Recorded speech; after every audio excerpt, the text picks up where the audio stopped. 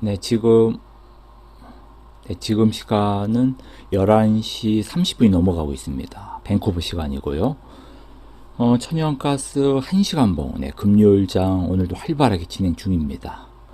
노란 선은 뭐 3시간이나 혹은 12시간 혹은 1시간 이렇게 좀 길게 봐서 네, 지지저항점 보이는 부분, 표시된 부분입니다. 지금 오늘 아침에는 제가 요숏 진행을 짧게 했기 때문에 지금 숏 들어간 거 이미 나왔고요. 그리고 또 기다리고 있는 부분이 여기 2불 61 현물가로요. 그 다음 2불 57 이렇게 또 기다리고 있습니다. 숏은 제가 길게 끌지 않는 편이기 때문에 그래도 오늘 한 2불 60대에서 집중적으로 들어가 가지고 2불 요 55 내려올 때 많이 정리를 했습니다. 이 1시간 봉으로 이렇게 보고 있는데 오늘 주제가 이제 종목 선택이죠. 천연가스 먼저 시작을 하는 게 제가 워낙에 하시는 분들이 많아가지고 제가 먼저 천연가스부터 과연 종목 선택을 어떻게 해야 되는지 저의 경우에 대해서 말씀드리고 있습니다.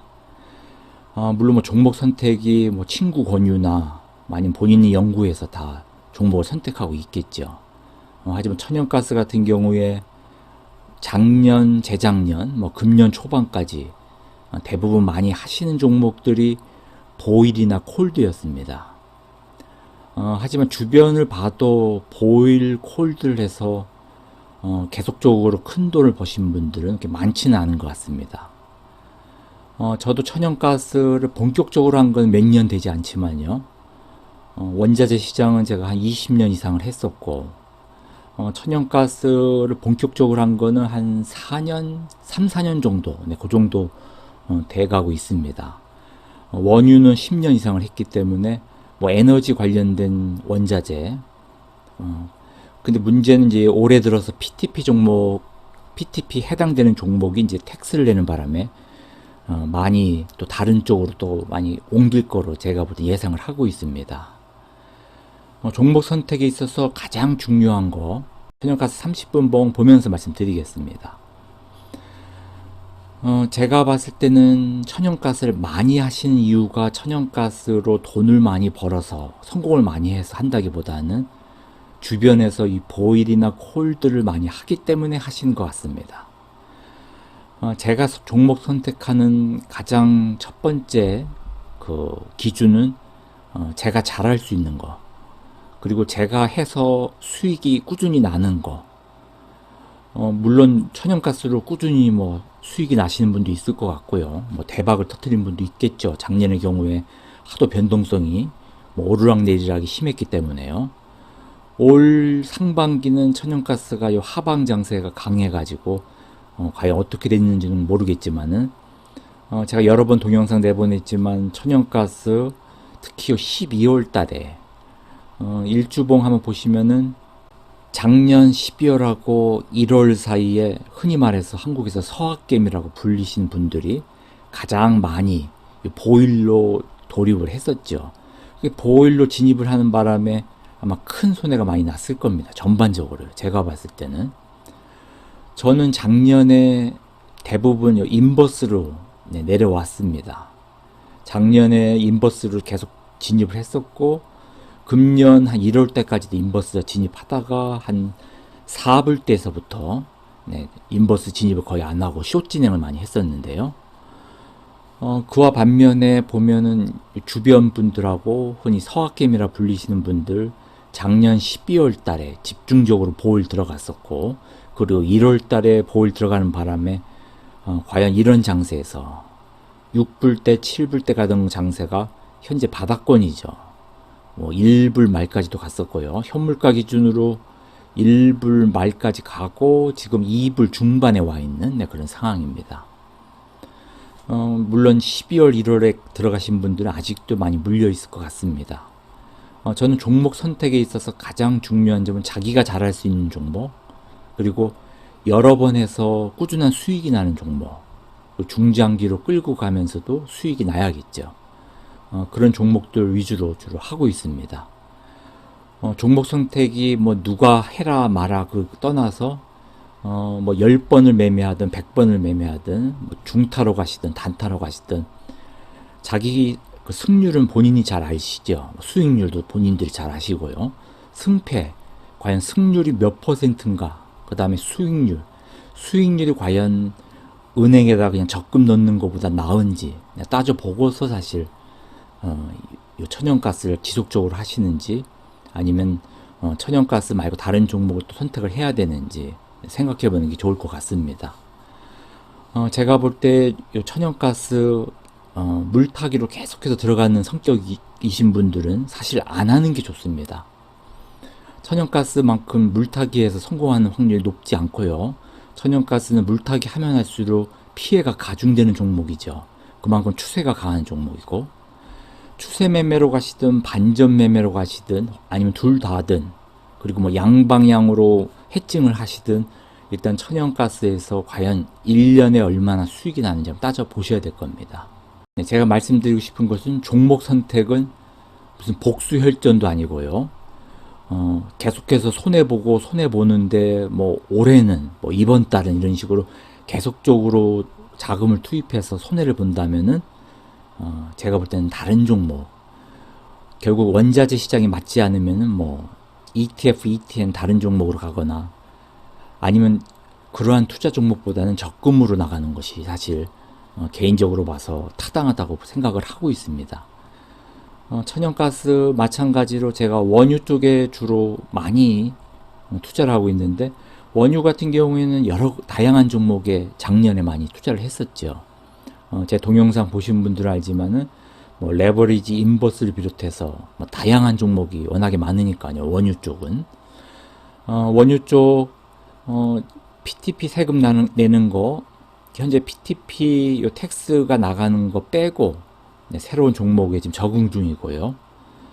ETF, ETN 쪽으로 하시든 아니면 뭐 선물 시장 혹은 뭐 현물 시장 쪽으로 하시든 일단 승률이 높은 종목으로 가야겠죠. 제가 볼 때는 개인적으로 승률 따지는 것은 뭐 100번 매매를 했을 때 최소한도 50번 이상 승률이 있어야죠. 50번보다 낮을 경우에는 과감하게 안 하는 것이 낫습니다. 최소한 50번 이상 승률이 있을 때, 100번 매매했을 때, 그리고 이제 수익률이 당연히 적금보다는 높아야죠. 요즘에 특히 적금 이자율이 예전에 비해서 높은 편이기 때문에 최소한 두 자리 이상의 그 수익이 나야 사실 원자재 시장에서 할만하지. 뭐 손해 보는 거 말고 수익이 난다고 해도 두 자리 이상 수익이 안 나면은 사실 할 필요 없다고 생각을 합니다. 원유는 뭐 10년 이상 꾸준히 해오고 있지만요. 아직까지는 원유 1년 단위로 해서 그렇게 크게 손해 본 적은 없습니다. 조금 손해 본 적은 있고 대부분 꾸준하게 수익을 내는 종목 중 제가 하나였고요. 다른 종목 제가 꾸준하게 하고 있는 것은 구리 쪽은 꾸준히 하고 있습니다. 구리는 아직까지 제가 1년 단위로 해서 손해 본 적은 없고 구리는 제 나름대로 항상 레버리지 위주로 들어갑니다. 롱하고요. 숏이나 인버스는 뭐 안 들어간다기보다는 거의 들어가지 않습니다. 구리는 그런 식으로 계속적으로 나아가고 있고 그 다음에 옥수수 같은 경우에도 꾸준히 하고 있습니다. 옥수수는 제가 한 20년 이상 해온 거기 때문에 옥수수가 사실 제가 원자재 시장에 발들여놓은 첫 종목이라 할 수가 있고요. 그래서 옥수수 같은 경우에는 또 제 나름대로 외환 시장에서 이 해칭 매매를 적용시킨 첫 번째 종목이기 때문에 원자재에서 제가 외환 시장에서는 이 해칭 매매를 많이 했습니다. 양방향 매매를. 하지만 이 원자재에서는 유일하게 해칭 매매를 하고 있는 게 이제 옥수수입니다. 옥수수는 지금 상황 보면 요 밑에 5불 중반대에서 롱 기다리고 있고요. 지금 대부분 숏으로 진행을 많이 했습니다. 올 상반기에요. 제 동영상을 많이 보신 분들은 알겠지만은 저는 옥수수 적정 가격을 5불대에 보고 있기 때문에 5불 초반, 5불 중반 정도 오면은 다시 또 롱으로 일부 또 전환을 할 겁니다. 옥수수가 곡물 시장에서는 제일 많이 제가 투자를 하고 있고 옥수수 한번 지금 현재 상황 보면은 3시간 한번 네.